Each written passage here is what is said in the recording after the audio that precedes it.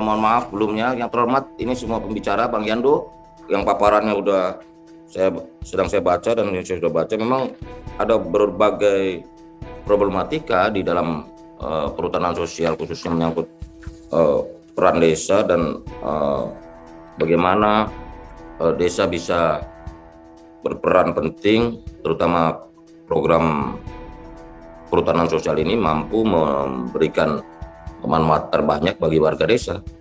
Dan kita lihat bahwa tadi angka-angka yang sudah disampaikan oleh Bang Yando cukup nyata bahwa memang masih agak terkesan lambat karena terus terang memang program perhutanan sosial ini memang dari sisi aspek kebijakan, regulasi sudah mendukung, tinggal memang aspek kelembagaan dan juga implementasinya yang harus kita eksekusi secara cepat. Angka-angka ini memang menunjukkan bagaimana kawasan hutan menjadi wilayah yang juga bisa memberi potensi ekonomi. Ini saya memberi contoh aja, karena paparan angka-angka sudah disampaikan oleh Bang Yando. Teman saya memiliki perkebunan kopi di daerah Sumatera sekitar 100 hektar. Dia hire orang Vietnam untuk menata perkebunan kopi tersebut. Dan orang Vietnam itu kaget, karena dulu kami belajar dari Indonesia nih. Kata dia, mengapa orang Indonesia banyak hal tertinggal akhirnya. Nah, ketika dia membuat perkebunan kopi itu di daerah Sumatera itu, dia bilang banyak orang perkebunan kopi itu bisa menjadi bagian dari perhutanan sosial karena tegakannya jangan ditebang, jadi fungsi hutannya tidak hilang, fungsi ekologi dari hutan itu tidak hilang, tapi juga mampu memberi manfaat ekonomi. Dan dia bilang di Vietnam hampir sebagian besar perkebunan kopi di sana itu masih di kawasan hutan dan tegakannya masih dibiarkan gitu. Jadi dengan kata lain bahwa banyak sebenarnya potensi-potensi atau komunitas-komunitas yang tidak perlu mengganggu fungsi hutan tapi dia bisa beri nilai tambah. Nggak hanya kopi, apapun gitu.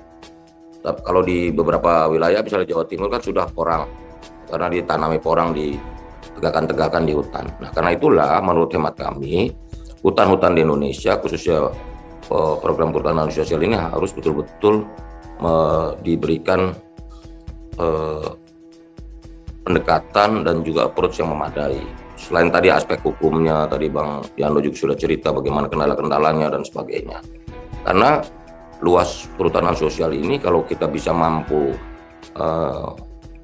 produksi dan kita maksimalisasi sumber daya hutan yang kita miliki tanpa merusak atau mengganggu atau menghilangkan fungsi hutan dan peran hutan dalam ekosistem kita, maka itu mampu bisa. Nah, sekarang tinggal bagaimana kita memberi nilai tambah tersebut gitu loh. Nah, misalnya begini, di Indonesia ini pertanian ini harus sinergi berbagai kerjasama dari KLHK, Kementerian Desa dan juga Kementerian Pertanian, karena komoditas-komoditas pertanian yang memadai, yang bisa diakses oleh market dan juga bisa bernilai jual tinggi inilah akan memberikan keuntungan bagi masyarakat di sekitar hutan.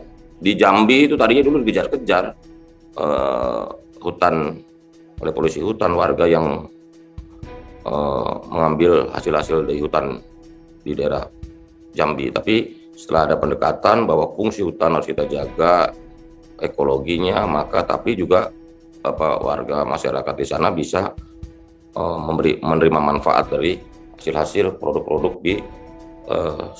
yang dihasilkan oleh hutan. Itu tadi contoh soal kopi, belum tanaman-tanaman yang lain. Saya yakin bila kita ini memformulasi secara tepat, pasti akan banyak produk-produk unggulan yang dihasilkan oleh kawasan-kawasan di sekitar hutan tanpa menghilangkan fungsi dan peran hutan dalam ekosistem geografis kita. Karena kita tahu bahwa hutan tropis kita besar. Nah, bagaimana perhutanan sosial ini tidak mengerdilkan atau tidak memarginalisasikan warga yang ada di sekitar hutan, tapi juga bisa memberikan atau meningkatkan kesejahteraan ekonomi warga desa khususnya yang tinggal di hutan-hutan. Kita lihat tadi angka-angka yang disampaikan Bang Yando, di Pulau Jawa, di Sumatera, Papua yang paling terbesar, karena Papua ini satu provinsi yang luasnya satu pulau ya, sekarang udah jadi 5 provinsi. Di Papua itu luasnya 32 juta hektar di 5 provinsi. Nah, dari 32 juta hektar itu baru 2 juta hektar yang dimanfaatkan. Sementara 30 juta hektar masih berbentuk hutan. Nah, ini perlu ada pendekatan, perlu ada program yang lebih khusus yang kita bisa dieksekusi dengan baik. Karena pengelolaan hutan yang berkelanjutan, berkesinambungan ini juga penting untuk menata ekosistem kita dan sumbangan besar Indonesia bagi dunia. Memang persoalan yang paling penting di Indonesia ini ranahnya Departemen Pertanian sebenarnya. Bahwa Indonesia ini perlu ahli tanah atau kita menyebutnya dokter tanah.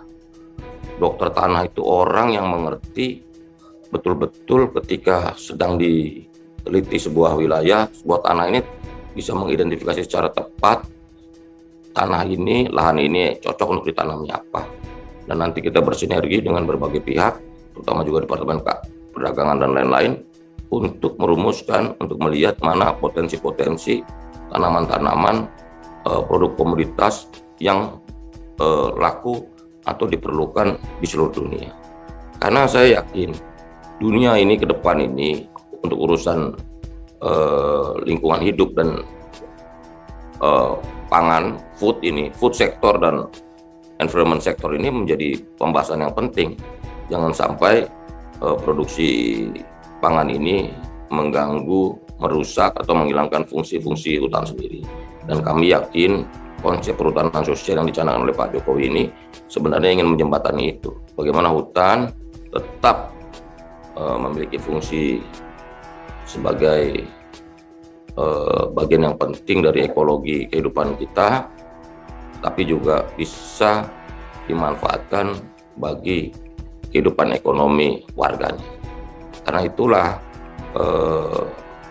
seminar kali ini atau webinar kali ini bisa memberikan terobosan-terobosan.